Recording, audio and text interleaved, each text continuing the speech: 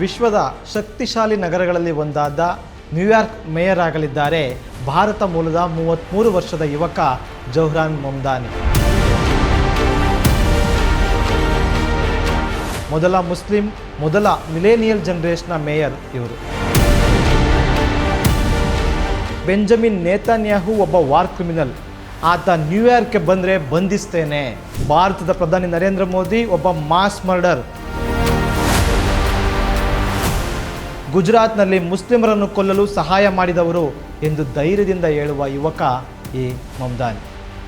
ಮಮ್ದಾನಿ ನ್ಯೂಯಾರ್ಕ್ಗೆ ಮಾತ್ರವಲ್ಲ, ಹೋರಾಡುತ್ತಿರುವ ಇಡೀ ಜಗತ್ತಿಗೆ ಸ್ಫೂರ್ತಿಯಾಗಿದ್ದಾರೆ.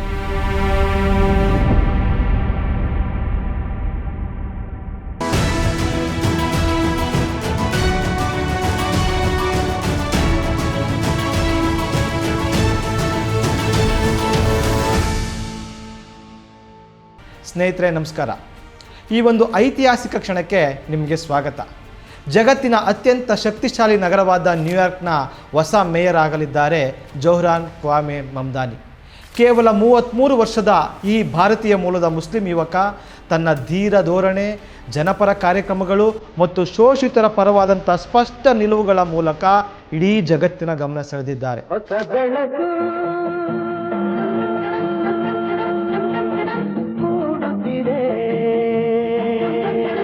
ಜಗತ್ತಿನಾದ್ಯಂತ ಹೋರಾಡುತ್ತಿರುವ ಜನರಿಗೆ ಜೌಹ್ರಾನ್ ಮಮ್ದಾನಿ ಒಂದು ಹೊಸ ಭರವಸೆಯ ಕಿರಣವಾಗಿದ್ದಾರೆ. ಈ ಕತೆ ಕೇವಲ ಒಂದು ಚುನಾವಣೆಯ ಗೆಲುವಿನದ್ದು ಮಾತ್ರ ಅಲ್ಲ, ಒಂದು ಸಾಮಾನ್ಯ ಜನರ ಒಗ್ಗಟ್ಟಿನ, ಶಕ್ತಿಯ ಮತ್ತು ಕನಸಿನ ಸಾರಾಂಶದ ಕಥೆಯಾಗಿದೆ. ಬನ್ನಿ ಇದನ್ನು ಒಟ್ಟಿಗೆ ತಿಳಿಯೋಣ. ಜೌಹ್ರಾನ್ ಕ್ವಾಮೆ ಮಮ್ದಾನಿ ಒಬ್ಬ ಸಾಮಾನ್ಯ ಯುವಕನಿಂದ ಜಗತ್ತಿನ ಗಮನ ಸೆಳೆದ ರಾಜಕಾರಣಿವರೆಗಿನ ಪಯಣ ಅದ್ಭುತವಾದಂಥದ್ದು.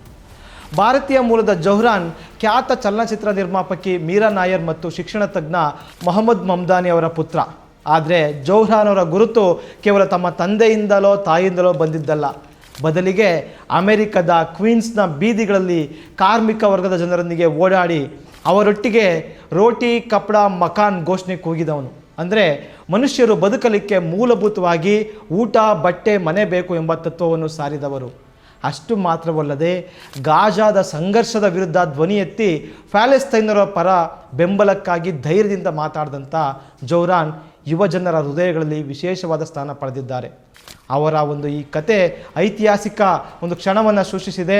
ಅದು ಏನಪ್ಪ ಅಂತಂದರೆ, ಭಾರತೀಯ ಮೂಲದ ಮೊದಲ ಮುಸ್ಲಿಂ ಯುವಕ ನ್ಯೂಯಾರ್ಕ್ ನಗರದ ಮೇಯರ್ ಎಂಬ ಪಟ್ಟವನ್ನು ತಂದುಕೊಟ್ಟಿದೆ. ಮಮ್ದಾನಿ ತಂದೆ ಗುಜರಾತ್ನ ದೊಡ್ಡ ಶಿಕ್ಷಣ ತಜ್ಞರು, ತಾಯಿ ಒಡಿಸ್ಸಾ ಮೂಲದ ಚಿತ್ರ ನಿರ್ದೇಶಕಿ ಮತ್ತು ನಿರ್ಮಾಪಕಿ. 1991ರಲ್ಲಿ ಮಮ್ದಾನಿ ಹುಟ್ಟಿದ್ದು ಉಗಾಂಡದಲ್ಲಿ. ತನ್ನ 7ನೇ ವಯಸ್ಸಿಗೆ ನ್ಯೂಯಾರ್ಕ್ಗೆ ವಲಸೆ ಬಂದ ಅವರು ಅಲ್ಲಿಯೇ ಓದಿದ್ರು, ಅಲ್ಲಿಯೇ ನೌಕರಿ ಮಾಡಿದ್ರು, ಅಮೆರಿಕದ ಪೌರರಾದರು. ಅವರು ಓದಿದ್ದಾದರೂ ಏನು, ಆಫ್ರಿಕಾ ಸ್ಟಡೀಸ್ ಬಗ್ಗೆ ಉನ್ನತ ಶಿಕ್ಷಣ ಪಡೆದರು. ಜೊತೆಗೆ ಹೌಸಿಂಗ್ ಕೌನ್ಸಿಲರ್ ಆಗಿ ಮತ್ತು ಹಿಪಾಪ್ ಗಾಯಕರಾಗಿ ಕೆಲಸ ಮಾಡಿದ್ರು. ಆನಂತರ ಅವರು ನೇರ ರಾಜಕೀಯಕ್ಕೆ ಧುಮುಕಿದ್ರು. ನ್ಯೂಯಾರ್ಕ್ ನಗರದ ಜನರ ಕಷ್ಟಗಳನ್ನು ಅರಿತಂಥ ಅವರು ಡೆಮೊಕ್ರಾಟಿಕ್ ಪಕ್ಷದ ಸದಸ್ಯರಾದರು. ಅದರಲ್ಲೂ ಕೂಡ ಎಡಪಂಥೀಯ ನಿಲುವುಳ್ಳ ಡೆಮೊಕ್ರಾಟಿಕ್ ಸೋಷಿಯಲಿಸ್ಟ್ ಆಫ್ ಅಮೇರಿಕಾ ಗುಂಪಿಗೆ ಸೇರಿ ತಾನೊಬ್ಬ ಕಮ್ಯುನಿಸ್ಟ್ ಅಂತ ಹೆಮ್ಮೆಯಿಂದ ಹೇಳ್ಕೊಂಡ್ರು. 2020ರಲ್ಲಿ ನ್ಯೂಯಾರ್ಕ್ ಸ್ಟೇಟ್ ಅಸೆಂಬ್ಲಿ ಚುನಾವಣೆಯಲ್ಲಿ ಸ್ಪರ್ಧಿಸಿದ ಅವರು ಅದುವರೆಗೆ 4 ಬಾರಿ ಸದಸ್ಯರಾಗಿದ್ದಂಥ ಅರವಿಲ್ಲೋ ಸಿಮೋಟಸ್ರನ್ನು ಮಣಿಸಿ ಮೊದಲ ಬಾರಿಗೆ ಆಯ್ಕೆಯಾದರು. ಅಲ್ಲದೆ ತಮ್ಮ ಜನಪ್ರಿಯ ಆಡಳಿತ, ದಿಟ್ಟ ಎಡಪಂಥೀಯ ನಿಲುವು ಮತ್ತು ಹೋರಾಟಗಳ ಮೂಲಕ 2024ರಲ್ಲೂ ಕೂಡ ಅವರು ಮರು ಆಯ್ಕೆ ಆದರು. ಆಗಲೇ ನ್ಯೂಯಾರ್ಕ್ ಮೇಯರ್ ಚುನಾವಣೆಗೆ ಸ್ಪರ್ಧಿಸಿದವಾಗಿ ಘೋಷಿಸಿದ ಅವರು ಮಾಜಿ ನ್ಯೂಯಾರ್ಕ್ನ ರಾಜ್ಯ ಗವರ್ನರ್, ಡೆಮೊಕ್ರಾಟಿಕ್ ಪಕ್ಷದ ಒಂದು ಮಧ್ಯಮ ಮಾರ್ಗಿ ನಾಯಕ ಆಂಡ್ರೂ ಕ್ಯೂಮೆ ಎಂಬ ಪ್ರಬಲ ನಾಯಕನನ್ನು ಮಣಿಸಿ ಈಗ ಅವರು ಒಂದು ನ್ಯೂಯಾರ್ಕ್ನ ನೂತನ ಮೇಯರ್ ಆಗಿ ಆಯ್ಕೆಯಾಗುವಂತೆ ಹೆಜ್ಜೆ ಇಟ್ಟಿದ್ದಾರೆ. ನವೆಂಬರ್ ತಿಂಗಳಲ್ಲಿ ಅಧಿಕೃತ ಘೋಷಣೆಯಾಗಲಿದೆ. ಅಂದರೆ ಇಡೀ ವಿಶ್ವವೇ ಬಂಡವಾಳಶಾಹಿ ಕ್ಯಾಪಿಟಲಿಸಮ್ ಪರವಾಗಿ, ಕ್ರೋನಿಕ್ ಕ್ಯಾಪಿಟಲಿಸಮ್ ಪರವಾಗಿ ಹೋಗ್ತಾ ಇದೆ ಅಂತಕ್ಕಂಥ ಪರಿಸ್ಥಿತಿ ಇರುವಾಗ ಈ ಕ್ಯಾಪಿಟಲಿಸಮ್ನ ತವರೂರು ಅಂತ ಕರೆಸ್ಕೊಳ್ತಕ್ಕಂಥ ನ್ಯೂಯಾರ್ಕ್ನಂಥ ನಗರದಲ್ಲಿ ಒಬ್ಬ ಕಮ್ಯುನಿಸ್ಟ್ ಯುವಕ ಮೇಯರ್ ಆಗಿ ಆಯ್ಕೆಯಾಗಿದ್ದು ಹೇಗೆ? ಅದು ಕೂಡ ಆತ ಮುಸ್ಲಿಂ ಸಮುದಾಯಕ್ಕೆ ಸೇರಿದ್ದಾನೆ. ಆದರೆ ನ್ಯೂಯಾರ್ಕ್ನಲ್ಲಿ ಕೇವಲ 3% ಮಾತ್ರ ಮುಸ್ಲಿಮರಿದ್ದಾರೆ. ಹಂಗಿದ್ದಾಗ್ಯೂ ಕೂಡ ಇತರ ಜನವರ್ಗಗಳ ಸಮುದಾಯಗಳ ಬೆಂಬಲ ಗಳಿಸಿದ್ದು ಹೇಗೆ? ಈ ಒಂದು ಗುಟ್ಟನ್ನು ನಾವು ಅರ್ಥ ಮಾಡ್ಕೊಂಡ್ರೆ ಇದನ್ನು ಇಡೀ ಪ್ರಪಂಚದಾದ್ಯಂತ ಸಾಧನೆ ಮಾಡಲಿಕ್ಕೂ ಕೂಡ ಸಾಧ್ಯತೆ ಇದೆ.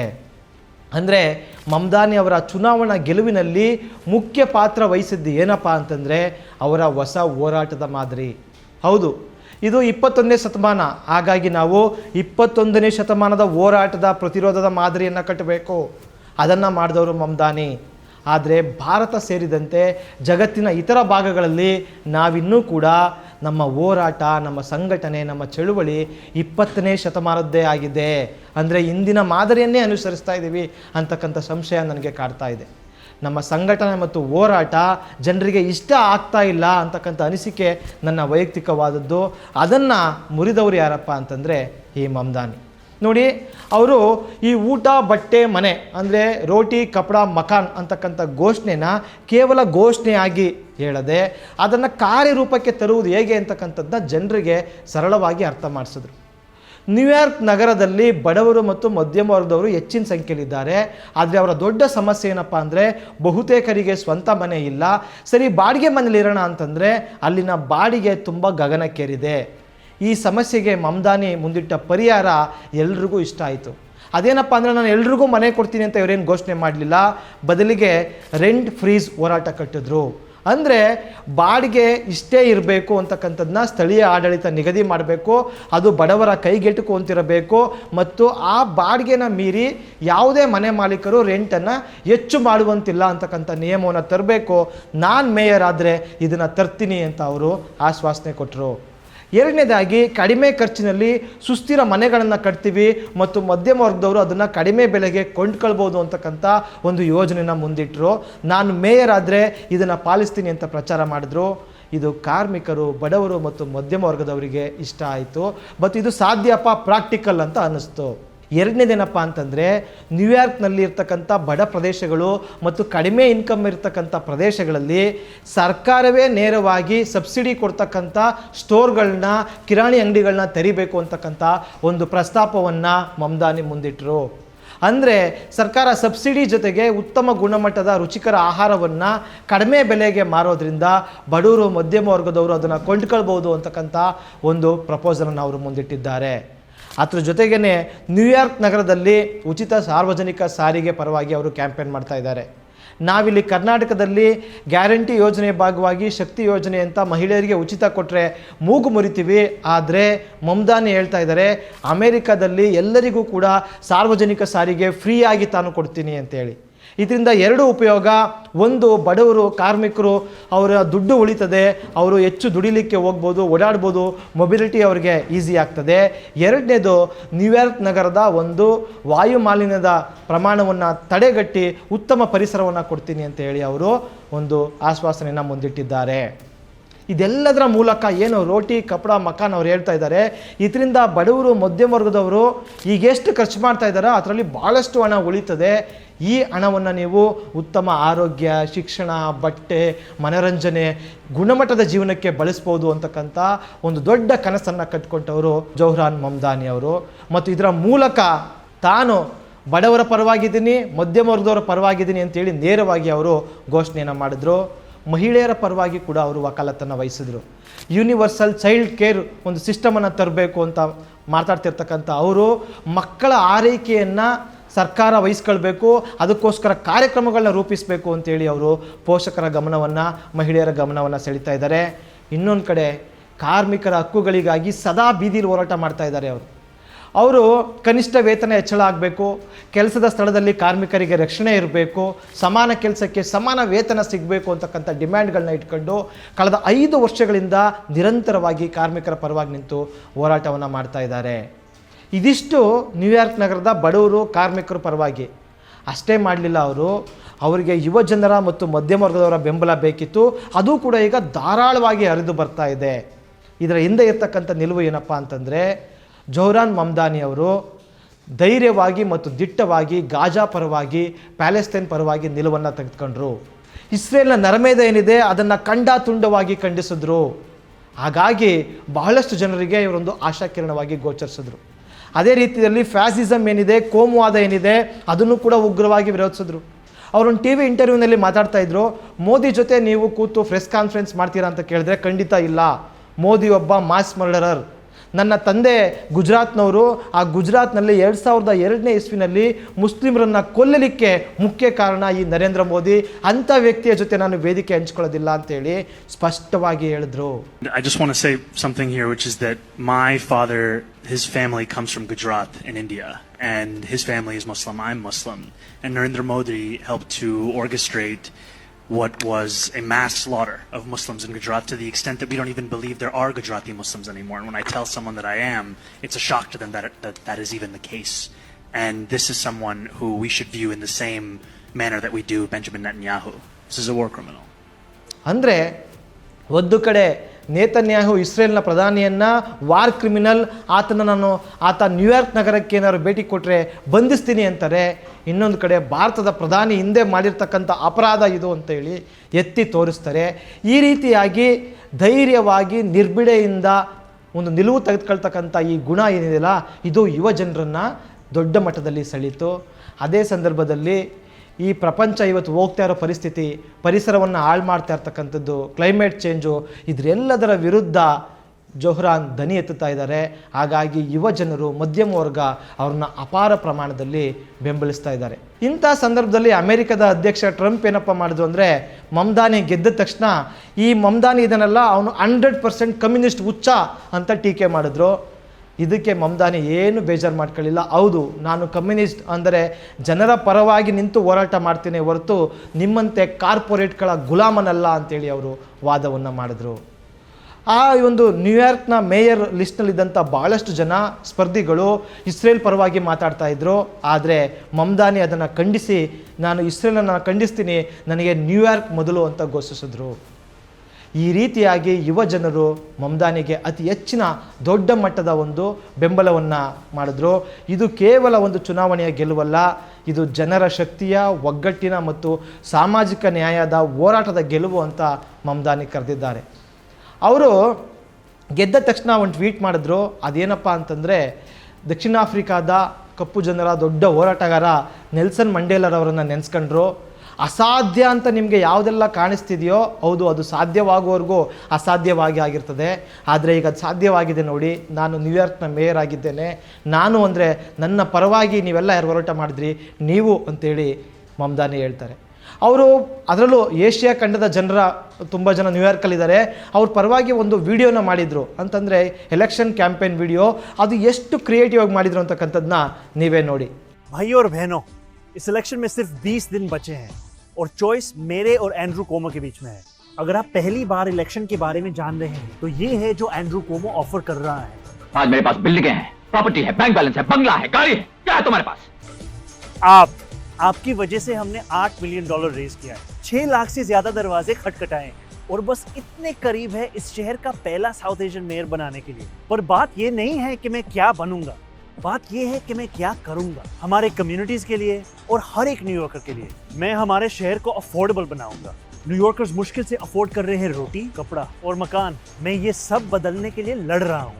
Rent free buses, universal child care और सस्ती ग्रोसरीज के जरिए. पर आपको एक सवाल पूछना चाहता हूँ, तुमने कभी किसी को वोट किया? ಈ ರೀತಿಯಾಗಿ ಮಮ್ದಾನಿ ಹೊಸತನದಿಂದ ಯುವ ಜನರನ್ನು ಒಳಗೊಳ್ತಕ್ಕಂಥ 21ನೇ ಶತಮಾನಕ್ಕೆ ಬೇಕಾದಂಥ ಒಂದು ಹೋರಾಟವನ್ನು ಕಟ್ಟಿದ್ರು. ಆ ಹೋರಾಟದ ಮೂಲಕ ಚುನಾವಣೆಯನ್ನು ಕೂಡ ಗೆದ್ದು ಈಗ ನ್ಯೂಯಾರ್ಕ್ನ ಮೇಯರ್ ಆಗಲಿಕ್ಕೆ ಹೊರಟಿದ್ದಾರೆ. ಈ ಸಂದರ್ಭದಲ್ಲಿ ಇನ್ನೊಂದು ನೆನಪಿಸ್ಕೊಳ್ಬೇಕು ನಾವು, 2020ರಲ್ಲೂ ಕೂಡ ಮಮ್ದಾನಿ ಒಂದು ಟ್ವೀಟ್ ಮಾಡಿದರು. ಅದೇನಪ್ಪ ಅಂದರೆ, ನ್ಯೂಯಾರ್ಕ್ಗೆ ಎಂತಹ ಮೇಯರ್ ಬೇಕು ಅಂತಂದರೆ ಇಂತಹ ಮೇಯರ್ ಬೇಕು ಅಂತೇಳಿ ಒಂದು ಟ್ವೀಟ್ ಮಾಡಿದರು. ಅದ್ರ ಏನಪ್ಪ ಅಂದರೆ, ಕೇರಳದ ತಿರುವಂತಪುರದಲ್ಲಿ 21 ವರ್ಷದ ಹುಡುಗಿ ಮೇಯರ್ ಆಗಿದ್ರಲ್ಲ, ಆರ್ಯ ರಾಜೇಂದ್ರನ್, ಅವರ ಫೋಟೋ ಹಾಕಿದ್ರು. CPIM ಪಕ್ಷದಿಂದ ಆ ಯುವತಿ 21 ವರ್ಷಕ್ಕೇ ಆ ತ್ರಿವೇಂದ್ರಂನ ಮೇಯರ್ ಆಗಿದ್ರಲ್ಲ. ಈ ರೀತಿ ಯುವ ಜನರು ದೇಶ ಆಳಬೇಕು ಅಂತಕ್ಕಂಥದ್ದು ಸಾರ ಮತ್ತು ಕಮ್ಯುನಿಸ್ಟ್ ತತ್ವದಲ್ಲಿ ಬದ್ಧತೆ ಅವರಲ್ಲಿ ಮೇಳೈಸಿತ್ತು. ಈ ಮಮ್ದಾನಿಗೆ ಅಮೆರಿಕದ ಎಡಪಂಥೀಯ ಹೋರಾಟಗಾರರಾದಂಥ ಬರ್ನಿ ಸ್ಯಾಂಡರ್ಸು, ಅಲೆಕ್ಸಾಂಡ್ರಿಯಾ ಒಕಾಸಿಯೋ ಕಾರ್ಟೇಜು, ಬ್ರಾಡ್ ಲ್ಯಾಂಡರ್ನಂತಹ ದೊಡ್ಡ ದೊಡ್ಡ ನಾಯಕರಿಂದ ಹಿಡಿದು ಅಮೆರಿಕದ ಇಂದಿನ ಅಧ್ಯಕ್ಷರುಗಳಾದಂಥ ಬರಾಕ್ ಒಬಾಮಾ, ಬಿಲ್ ಕ್ಲಿಂಟನ್ವರೆಗೆ ಈ ಥರ ದೊಡ್ಡ ದೊಡ್ಡ ನಾಯಕರು ಕೂಡ ಬೆಂಬಲವನ್ನು ಸೂಚಿಸಿದ್ರು. ಇವರ ಚುನಾವಣಾ ಪ್ರಚಾರದಲ್ಲಿ ಪಾಲ್ಗೊಂಡ್ರು. ಅಂದರೆ ಮಮ್ದಾನಿ ಡೆಮೊಕ್ರೆಟಿಕ್ ಪಕ್ಷದಲ್ಲಿದ್ದಾರೆ, ಆ ಪಕ್ಷದಲ್ಲಿ ಇದ್ದಾಗ್ಯೂ ಕೂಡ ಅವರ ಸಿದ್ಧಾಂತ ಕಮ್ಯುನಿಸ್ಟ್ ಸಿದ್ಧಾಂತ. ಆದರೂ ಕೂಡ ಅವರು ಎಲ್ಲ ರೀತಿಯ ಜನವರ್ಗದ ನಾಯಕರಿಂದ ಬೆಂಬಲವನ್ನು ಗೆದ್ಕೊಳ್ಳೋದು ಹೇಗೆ ಅಂತಕ್ಕಂಥದ್ದನ್ನ ಅವರು ಇಲ್ಲಿ ತೋರಿಸಿದ್ದಾರೆ. ಅಂದರೆ ನಾವು ಯಾವತ್ತೂ ಕೂಡ ಸಂಕುಚಿತವಾಗಿ ಯೋಚನೆ ಮಾಡಬೇಕು, ಸಾರಾಸಗಟಾಗಿ ನಿರಾಕರಿಸಬೇಕು ಅಂತಕ್ಕಂಥದ್ದನ್ನ ತಪ್ಪು ಅನ್ನೋದನ್ನು ಮಮ್ದಾನಿ ಇಲ್ಲಿ ಸಾಬೀತುಪಡಿಸಿದ್ದಾರೆ. ಅದರ ಜೊತೆಗೇ ಹೊಸತನ ಮತ್ತು ಹೊಸ ಕಾಲದ ಅರಿವು ನಮಗಿರಬೇಕು ಅಂತಕ್ಕಂಥದ್ದನ್ನ ಈ ಮಮ್ದಾನಿ ತೋರಿಸ್ಕೊಟ್ಟಿದ್ದಾರೆ. ಆಕ್ಯುಪೈ ವಾಲ್ ಸ್ಟ್ರೀಟ್ ಅಂತಕ್ಕಂಥ ಒಂದು ದೊಡ್ಡ ಹೋರಾಟ ಅಮೆರಿಕದಲ್ಲಿ ನಡೀತು, ನಿಮಗೆಲ್ಲ ಗೊತ್ತಿದೆ. ಅದನ್ನು ಸಂಘಟಿಸೋದ್ರಲ್ಲಿ ಮಿಕಾ ವೈಟ್ ಎಂಬುವರು ಕೂಡ ಭಾಳ ಮುಖ್ಯ ಪಾತ್ರವನ್ನು ವಹಿಸಿದರು. ಆ ಮಿಕಾ ವೈಟ್ ಈಗೇನಪ್ಪ ಹೇಳ್ತಾರೆ ಅಂದರೆ, ನಾವು ಆಕ್ಯುಪೈ ವಾಲ್ ಸ್ಟ್ರೀಟ್ ಅಂತ ಒಂದು ಹೋರಾಟವನ್ನು ಮಾಡಿದ್ವಿ, ಅದು ಇಡೀ ಪ್ರಪಂಚಕ್ಕೆ ಪ್ರೇರಣೆಯನ್ನು ಪಡೀತು, ಬೇರೆ ಬೇರೆ ದೇಶಗಳಲ್ಲೂ ಕೂಡ ಈ ಹೋರಾಟ ನಡೀತು. ಆದರೆ ಆ ನಮ್ಮ ಹೋರಾಟ ಒಂದು ವಿಫಲವಾದ ಹೋರಾಟ ಅಂತ ಅವರು ಬರ್ಕೊಂಡಿದ್ದಾರೆ ತಮ್ಮ ಪುಸ್ತಕದಲ್ಲಿ. ಅವ್ರು ತಮ್ಮ ಪುಸ್ತಕದ ಹೆಸರೇನಪ್ಪ ಕೊಟ್ಟಿದ್ದಾರೆ ಅವರು ಅಂತಂದರೆ ದಿ ಎಂಡ್ ಆಫ್ ಪ್ರೊಟೆಸ್ಟ್ ಅಂತ ಅವ್ರು ಬರೆದಿದ್ದಾರೆ. ಅಂದರೆ ನಾವು ಮಾಡ್ತಾ ಇರ್ತಕ್ಕಂಥ ಹೋರಾಟ, ನಮ್ಮ ಚಳುವಳಿ, ಈ ಮಾದರಿ ಇದೆಯಲ್ಲ, ಇದು ಇನ್ನೂ 20ನೇ ಶತಮಾನದಲ್ಲೇ ಇದೆ. 21ನೇ ಶತಮಾನಕ್ಕೆ ನಾವು ಅಪ್ಡೇಟ್ ಆಗ್ತಾ ಇಲ್ಲ. ಆ ರೀತಿ ಅಪ್ಡೇಟ್ ಆದರೆ ಮಾತ್ರ ನಾವು ಕ್ರಾಂತಿಯನ್ನು, ರೆವಲ್ಯೂಷನ್ನ ಸಾಧಿಸೋಕ್ಕೆ ಸಾಧ್ಯ ಅಂತೇಳಿ ಅವರು ಎಂಡ್ ಆಫ್ ಪ್ರೊಟೆಸ್ಟ್ ಪುಸ್ತಕದಲ್ಲಿ ದಾಖಲಿಸಿದ್ದಾರೆ. ಹೌದು, ನಾವು ಇಂದಿನ ಸಿದ್ಧಾಂತಗಳ ಅನ್ವಯಿಕೆ, ಚಳುವಳಿಯ ಸಂಘಟನೆಯ ಅನುಭವವನ್ನು ತೆಗೆದುಕೊಳ್ಬೇಕು, ಆದರೆ ಹೊಸ ರೀತಿಯಲ್ಲೇ ಕಟ್ಟಬೇಕು. ಅದನ್ನು ಮಮ್ದಾನಿಯಲ್ಲಿ ಮಾಡಿ ತೋರಿಸಿದ್ದಾರೆ. ಹಾಗಾಗಿ ಜೊಹ್ರಾನ್ ಮಮ್ದಾನಿಯವರ ಗೆಲುವು ಕೇವಲ ನ್ಯೂಯಾರ್ಕ್ಗೆ ಸೀಮಿತವಾಗಿಲ್ಲ, ಅದು ಇಡೀ ಜಗತ್ತಾದ್ಯಂತ ಹೋರಾಟ ಮಾಡ್ತಾ ಇರ್ತಕ್ಕಂಥ ಜನರಿಗೆ ಒಂದು ಸಂದೇಶವಾಗಿದೆ. ಪ್ಯಾಲೆಸ್ತೈನ್ನಲ್ಲಿ ಹೋರಾಟ ಮಾಡ್ತಾ ಇರ್ತಕ್ಕಂಥ ಜನರಿಗೆ ಒಂದು ಭರವಸೆಯಾಗಿದೆ. ಸಾಮಾಜಿಕ ನ್ಯಾಯಕ್ಕಾಗಿ ಹೋರಾಡುವವರಿಗೆ ಸ್ಫೂರ್ತಿಯಾಗಿದೆ. ಎಲ್ಲಕ್ಕಿಂತ ಹೆಚ್ಚಾಗಿ ನಮ್ಮ ಭಾರತಕ್ಕೆ ಇದೊಂದು ಹೆಮ್ಮೆಯ ಕ್ಷಣವಾಗಿದೆ. ಒಬ್ಬ ಭಾರತೀಯ ಮೂಲದ ಯುವಕ, ಕೇವಲ 33 ವರ್ಷದವನು ಅಮೆರಿಕದ ರಾಜಕೀಯದಲ್ಲಿ ಇತಿಹಾಸ ಬರೆದಿದ್ದಾನೆ ಅಂತಂದರೆ ನಮಗೆ ಖುಷಿಯ ಕ್ಷಣ ಆಗಬೇಕಲ್ವಾ? ಆದರೆ ಏನು ಮಾಡೋದು, ನಮ್ಮಲ್ಲಿ ಕೆಲವು ಹಿಪಾಕ್ರೆಟ್ಗಳಿದ್ದಾರೆ. ಇಂಗ್ಲೆಂಡ್ನ ಪ್ರಧಾನಿಯಾಗಿ ರಿಷಿ ಸುನಕ್, ಅಮೆರಿಕದ ಉಪಾಧ್ಯಕ್ಷರಾಗಿ ಕಮಲಾ ಹ್ಯಾರಿಸ್ ಗೆದ್ದಾಗ ಸಂಭ್ರಮಿಸ್ತಾರೆ. ಆದರೆ ಮಮ್ದಾನಿ ಮಾತ್ರ ಇವನು ಯಾಕೋ ಪಾಕಿಸ್ತಾನದೊಂದು ಕಣ್ಣಂಗೆ ಕಾಣ್ತಾನಲ್ಲ ಅಂತೇಳಿ ಮಾತಾಡ್ತಾರೆ. ಇದಕ್ಕೆ ಕಾರಣ ಏನಪ್ಪ ಅಂತಂದರೆ, ಆತ ಮುಸ್ಲಿಂ ಅಂತಕ್ಕಂಥ ಏಕೈಕ ಕಾರಣಕ್ಕೆ ಮಮ್ದಾನಿಯ ಗೆಲುವನ್ನು ಸಂಭ್ರಮಿಸ್ತಾ ಇಲ್ಲ, ಬದಲಿಗೆ ವಿರೋಧಿಸ್ತಾ ಇದ್ದಾರೆ. ಅಮೇರಿಕದ ಉಪಾಧ್ಯಕ್ಷನ ಹೆಂಡತಿ ಭಾರತಕ್ಕೆ ಬಂದಿದ್ದರು, ಆದರೆ ಆಕೆ ಹಿಂದೂ ಅನ್ನೋಕ್ಕಂಥ ಕಾರಣಕ್ಕೆ ಆಕೆಯನ್ನು ಸಂಭ್ರಮಿಸಿದ್ರು, ಹೊಗಳಿದ್ರು. ಮನುಷ್ಯತ್ವವಿಲ್ಲದ ಧರ್ಮಾಂಧರು, ಮತಾಂಧರು, ಜಾತಿವಾದಿಗಳು ಇವರು ಅಂತ ನಾವು ಕರಿತೀವಿ. ಒಬ್ಬ ಮಮ್ದಾನಿ ಬಡ ಜನರ ಪರವಾಗಿ, ಮಧ್ಯಮದವರ ಪರವಾಗಿ ಗೆದ್ದಿದ್ದಾರೆ. ಅದನ್ನು ಇವರು ಮಾದರಿಯಾಗಿ ತೆಗೆದುಕೊಳ್ಳೋಕ್ಕೆ ಹಿಂದೆ ಮುಂದೆ ನೋಡ್ತಾ ಇದ್ದಾರೆ. ಆದರೆ ನ್ಯೂಯಾರ್ಕ್ನ ಜನ, ಭಾರತದಲ್ಲಿರ್ತಕ್ಕಂಥ ಪ್ರಜ್ಞಾವಂತ ಜನ ಮಮ್ದಾನಿಯವರ ಗೆಲುವನ್ನು ನಮ್ಮ ಗೆಲುವು ಎಂಬಂತೆ ಸಂಭ್ರಮಿಸ್ತಾ ಇದ್ದಾರೆ. ಈ ಜೊಹ್ರಾನ್ರವರ ಏನು ಕಾರ್ಯಕ್ರಮಗಳಿದೆಯಲ್ಲ, ಅದು ಆರ್ಥಿಕ ಸಮಾನತೆ ಬರಬೇಕು, ಪರಿಸರ ಸಂರಕ್ಷಣೆ ಮತ್ತು ವೈವಿಧ್ಯತೆಯ ರಕ್ಷಣೆ, ಬಹುತ್ವದ ರಕ್ಷಣೆ, ಇವು ಜಗತ್ತಿನ ಇತರ ನಗರಗಳಿಗೆ ಮಾದರಿಯಾಗಬಲ್ಲವು. ಆ ರೀತಿಯ ಒಂದು ಭಾಷಣಗಳನ್ನ ಅವರು ಮಾಡ್ತಾ ಇದ್ದಾರೆ. ಈಗ ನಾವು ಅರ್ಥ ಮಾಡ್ಕೊಳ್ಬೇಕಿರೋದೇನು ಅಂತಂದರೆ, ನ್ಯೂಯಾರ್ಕ್ ಅಂತ ನಗರದಲ್ಲಿ ಒಬ್ಬ ಕಮ್ಯುನಿಸ್ಟ್ ಗೆದ್ದು ಬರೋದಾದರೆ, ಆಮ್ಸ್ಟರ್ಡ್ಯಾಮ್ ಅಂತಕ್ಕಂಥ ಒಂದು ನಗರದಲ್ಲಿ ಅದು ಏನು ದೊಡ್ಡ ಕ್ರೋನಿ ಕ್ಯಾಪಿಟಲಿಸ್ಟ್ಗಳ ಗೂಡು ಅಂತ ಕರೀತಾರೆ, ಅಲ್ಲಿಯೂ ಕೂಡ ಒಬ್ಬ ಲೆಫ್ಟು ಗೆಲ್ಲಕ್ಕೆ ಸಾಧ್ಯ ಆದರೆ, ಲಂಡನ್ ಅಂತ ನಗರಗಳಲ್ಲಿ ಎಡಪಕ್ಷಗಳು ಗೆಲ್ಲಕ್ಕೆ ಸಾಧ್ಯ ಆದರೆ, ಭಾರತದ ಬೆಂಗಳೂರು, ಮುಂಬೈ, ಕೋಲ್ಕತ್ತಾ, ಚೆನ್ನೈ, ದೆಹಲಿ ಇಲ್ಲಿ ಯಾಕೆ ಗೆಲ್ಲಕ್ಕೆ ಸಾಧ್ಯ ಆಗೋದಿಲ್ಲ? ಇದ್ರ ಬಗ್ಗೆ ನಾವು ಆಳವಾಗಿ ಯೋಚನೆ ಮಾಡಬೇಕಾಗ್ತದೆ. ಅದಕ್ಕೆ ಮಮ್ದಾನಿಯವರ ಗೆಲುವನ್ನು ಒಂದು ಸ್ಫೂರ್ತಿಯಾಗಿ ನಾವು ತೆಗೆದುಕೊಳ್ಬೇಕಾಗ್ತದೆ. ಅಂದರೆ ನಾವು ಇಡೀ ಜಗತ್ತನ್ನು ಬದಲಿಸಬಹುದು ಅಂತ. ಇಲ್ಲಿ ಜೊಹ್ರಾನ್ ಕ್ವಾವೆ ಮಮ್ದಾನಿಯ ಗೆಲುವು ಕೇವಲ ಒಂದು ಚುನಾವಣೆಯ ಗೆಲುವು ಅಷ್ಟೇ ಅಲ್ಲ, ಅದಕ್ಕಿಂತ ಬಹಳ ದೊಡ್ಡದ್ದು. ಇದು ಒಂದು ಕನಸಿನ ಸಾಕಾರ, ಒಂದು ಹೊಸ ಆರಂಭ ಮತ್ತು ಜಗತ್ತಿನಾದ್ಯಂತ ಹೋರಾಡುವ ಜನರಿಗೆ ಒಂದು ಭರವಸೆಯ ಬೆಳಕು. ಅವರ ರಾಜಕೀಯ ಧೈರ್ಯದ ಧೋರಣೆ, ಅವರ ಹೇಳಿಕೆಗಳು, ಅವರ ಹೋರಾಟಗಳು ಏನು ಹೊಸದಾಗಿ ನಾವು ಕಟ್ಟಬೇಕು ಅಂತ ನಾವು ಹೋರಾಟ ಮಾಡ್ತಾಯಿದ್ದೀವಿ, ಸಾಮಾಜಿಕ ನ್ಯಾಯ ಬೇಕು ಅಂತ ಹೋರಾಟ ಮಾಡ್ತಾಯಿದ್ದೀವಿ, ಅವರಿಗೆ ಸ್ಫೂರ್ತಿ ಆಗ್ತವೆ. ಇವರ ಕಥೆಯಿಂದ ನಾವು ಕಲಿಯುವುದು ಬಹಳಷ್ಟಿದೆ. ಧೈರ್ಯ, ಒಗ್ಗಟ್ಟು ಮತ್ತು ಜನರಿಗಾಗಿ ಕೆಲಸ ಮಾಡುವ ಛಲ, ಇವೆಲ್ಲವೂ ಇದ್ದರೆ ನಾವು ಜಗತ್ತನ್ನು ಬದಲಿಸ್ಬೋದು. ಈ ರೀತಿಯ ಒಂದು ಸುಂದರ ಜೊಹ್ರಾನ್ ಮಮ್ದಾನಿಯವರ ಕಥೆಯನ್ನು ನಿಮ್ಮ ಜೊತೆ ಹಂಚ್ಕೊಂಡಿದ್ದಕ್ಕೆ ನಿಮಗೆಲ್ರಿಗೂ ಕೂಡ ಧನ್ಯವಾದಗಳು. ಅವರ ಪಯಣ ಜೊತೆಗೆ ನಾವು ಕೂಡ ಸಾಗೋಣ. ಹಾಗಾಗಿ ಈ ವಿಡಿಯೋ ಇಷ್ಟ ಆಗಿದ್ದರೆ ನೀವು ದಯವಿಟ್ಟು ಕಮೆಂಟ್ ಮಾಡಿ, ನಿಮ್ಮ ಅಭಿಪ್ರಾಯಗಳನ್ನ ಹಂಚ್ಕೊಳ್ಳಿ ಮತ್ತು ಈ ವಿಡಿಯೋನ ಶೇರ್ ಮಾಡಿ ಅಂತ ಇದ್ದೀನಿ. ಧನ್ಯವಾದಗಳು. ಮತ್ತಷ್ಟು ವಿಶೇಷ ವಿಡಿಯೋಗಳನ್ನು ನೋಡಲು ಮತ್ತು ಹೊಸ ವಿಡಿಯೋಗಳ ಬಗ್ಗೆ ತಿಳಿಯಲು ಈ ದಿನ .com ಯೂಟ್ಯೂಬ್ ಚಾನೆಲ್ ಸಬ್ಸ್ಕ್ರೈಬ್ ಮಾಡಿ ಮತ್ತು ಬೆಲ್ ಐಕಾನ್ ಕ್ಲಿಕ್ ಮಾಡಿ.